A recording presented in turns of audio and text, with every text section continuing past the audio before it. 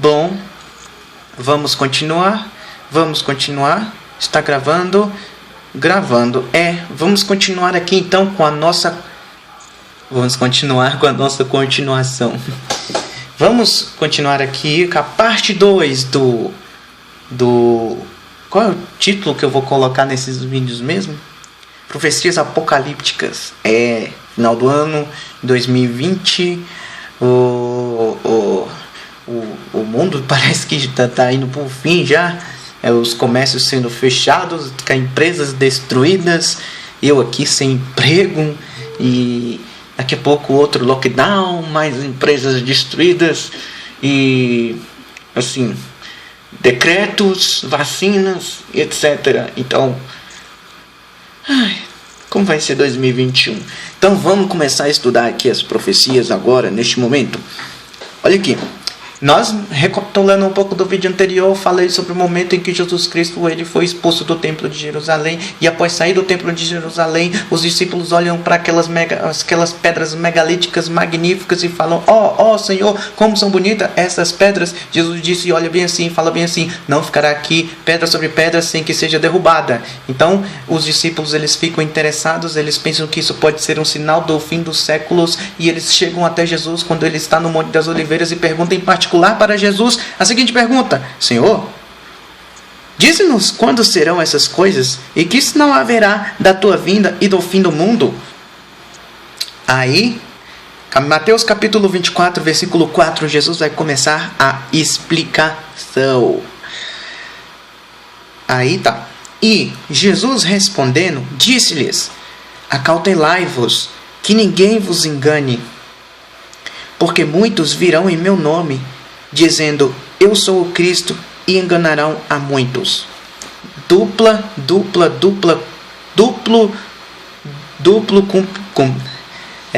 compreensão para essa profecia aqui. Por quê? Porque na época de Jesus Cristo, bem antes dele nascer e depois dele ter morrido e ressuscitado, houveram muitos candidatos a Messias. Como eu venho explicando ao longo dos vídeos do Lendo os Evangelhos, os judeus eles estavam sofrendo opressão pelo jugo do Império Romano, por estarem vassalos do Império Romano, e eles queriam liberdade, eles queriam um Messias para libertarem. As Escrituras falavam que o Messias viria para libertar o povo da opressão. Então por isso vinha vários e vários Messias. Mas assim, todos eles sempre acabavam morrendo. E o que acontece? Jesus, ele foi o único que cumpriu assim, verdadeiramente as profecias das Escrituras assim, de forma plena. Nós vamos ver daqui para frente. Mas o que acontece? Ele fala bem assim, quando ele diz bem assim, olha, ninguém vos engane, tá? Porque assim, muitos virão em meu nome, dizendo, eu sou o Cristo, e enganarão a muitos. Realmente, depois da morte de Jesus Cristo, até a consumação, até a destruição do templo de Jerusalém, houveram outras pessoas que se proclamaram Messias. Mas assim, isto era para alertar os discípulos a não acreditarem, porque muitos viriam em nome de Jesus e enganariam a muitos, não seriam ele. E quando ele fala, muitos virão em meu nome, eles também dizem que muitos falsos profetas iriam no nome dele, proclamando o nome de Jesus, mas levariam as ovelhas para a perdição, certo? E assim, esse foi o primeiro cumprimento. E o segundo cumprimento é agora nos nossos tempos. Nós já sempre tivemos pessoas que se proclamam ser o Messias, não é? Mas assim, na consumação mesmo, vai ter assim, eu creio que prodígios, sinais nos céus, e as pessoas falando assim, o próprio Jesus falsificado vai descer do céu, vai proclamar que ele é Jesus Cristo e vai enganar muitos. Isso é o que vai acontecer daqui para frente. E muitos cristãos vão até esse falso Jesus. Por quê? Porque não conhecem as Escrituras.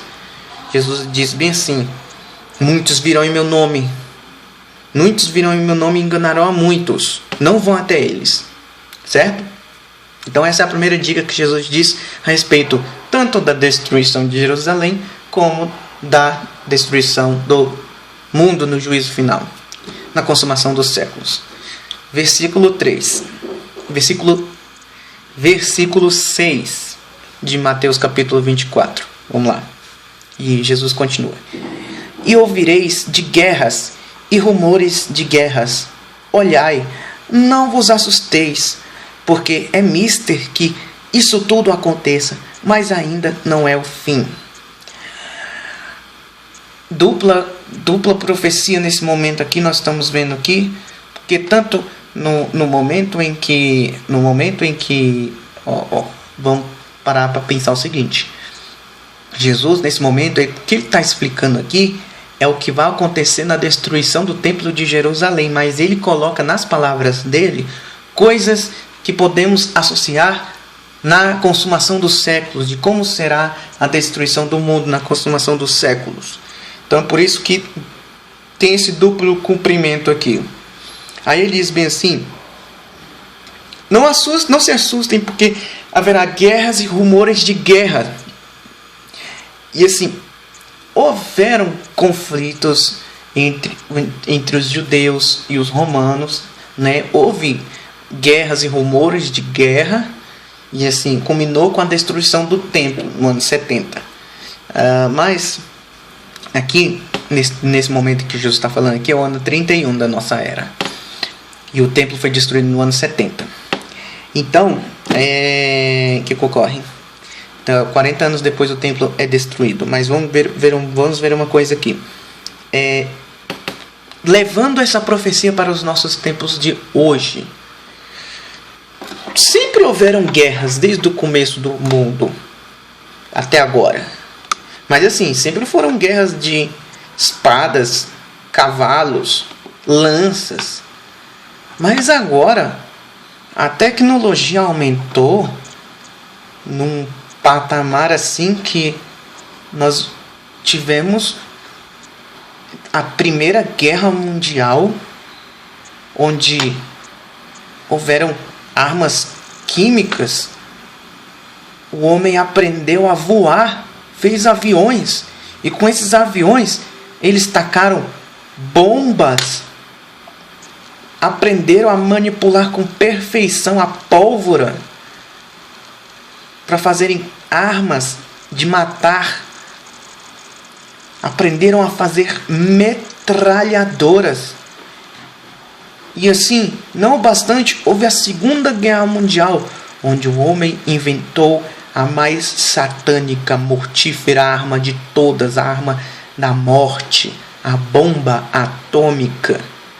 O homem descobriu que se você dividir o núcleo do átomo, sai muita energia. E depois ele descobriu, se fundir o núcleo do átomo, sai muita energia na bomba de hidrogênio. Ou seja, as guerras tomaram um patamar que, se alguém brigar hoje, acabou o mundo. Acabou. Já é de proporções colossais. Então nós tivemos a Primeira Grande Guerra Mundial e a Segunda Grande Guerra Mundial. E a gente pensa, olha o que está acontecendo. Por isso que Jesus disse isso aqui, ó. E ouvireis de guerras e rumores de guerras.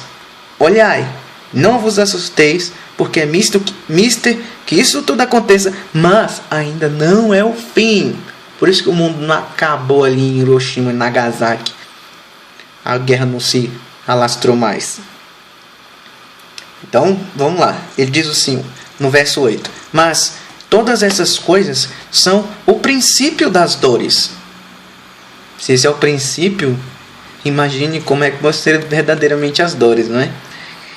Ele fala assim: então vos hão de entregar para serdes atormentados, e matar-vos-ão, e sereis odiados de todas as gentes por causa do meu nome. Essa profecia cumpriu com os próprios discípulos nas perseguições que eles sofreram em nome de Jesus Cristo. Foram levados às prisões, foram mortos, martirizados, mas num duplo cumprimento, uma dupla compreensão isso ainda pode acontecer com os verdadeiros seguidores de Jesus Cristo. Lembre-se, não é todo aquele que profere o nome de Jesus Cristo que realmente será salvo. Não, Jesus disse, nem todo aquele que me diz Senhor, Senhor, entrará no reino dos céus, mas aquele que faz a vontade do meu Pai.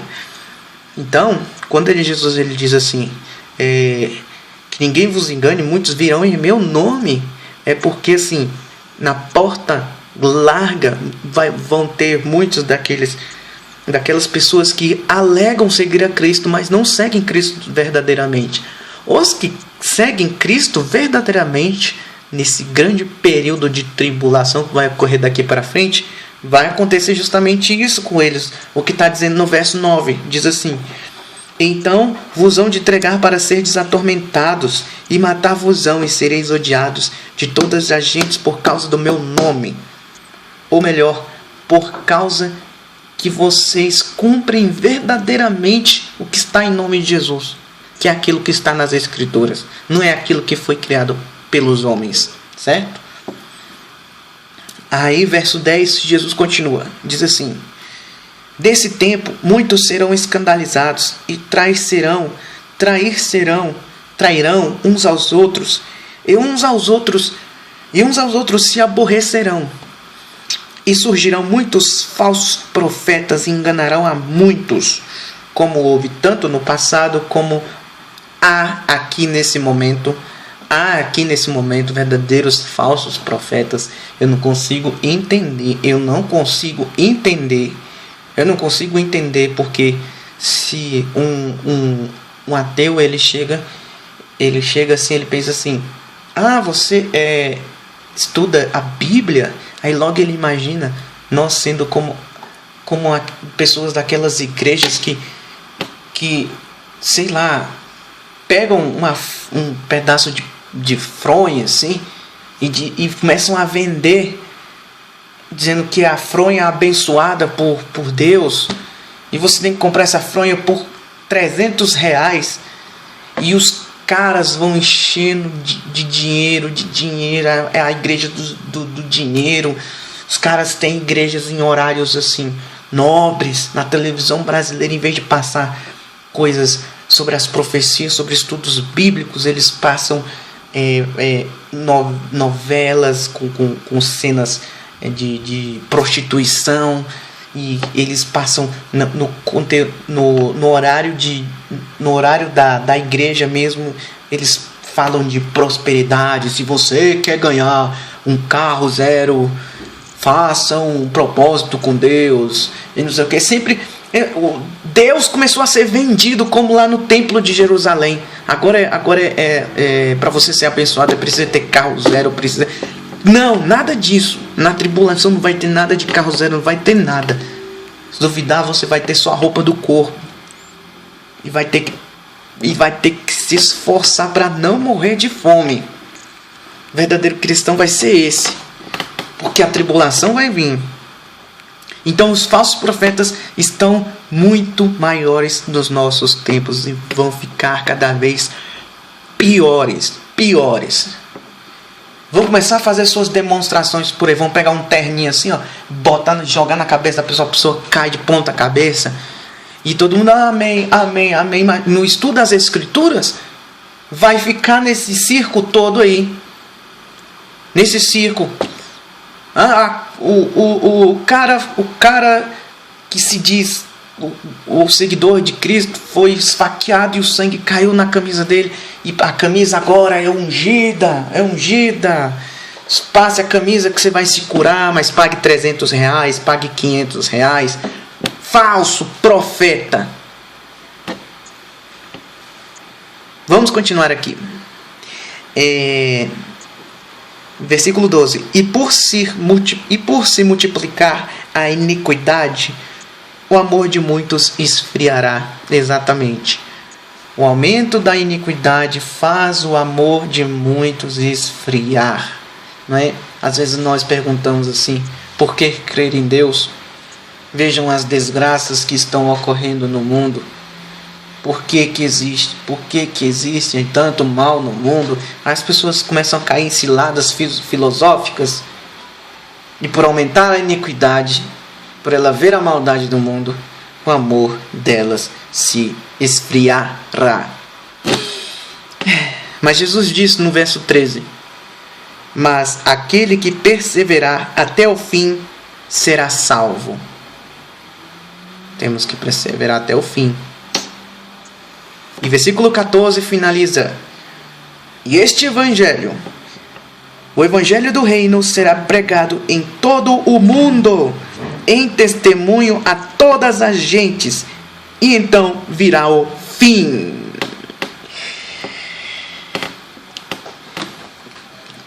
Há parte nas Escrituras em que o apóstolo Paulo, ele cita algo como se já tivesse pregado o evangelho em todo o mundo. Na verdade, eles não conheciam o mundo na extensão que nós conhecemos hoje, não é? Nós vemos que tinham continentes perdidos, como a América, não é? Tem a Oceania ali, e o pensamento deles no passado era que era só um continente só.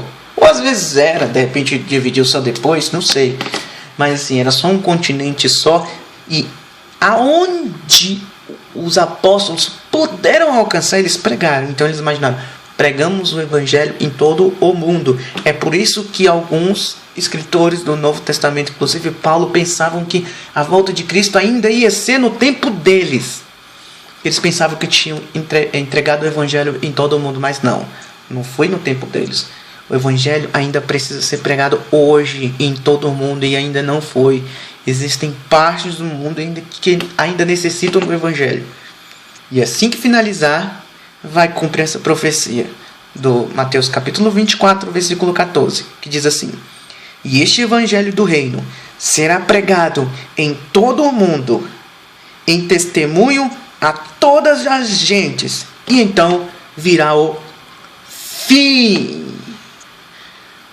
Vai ter a parte 3 e vamos continuar, porque vou contar sobre os eventos catastróficos que ainda vão acontecer. O que será que vai acontecer? O sol vai apagar? A lua vai escurecer?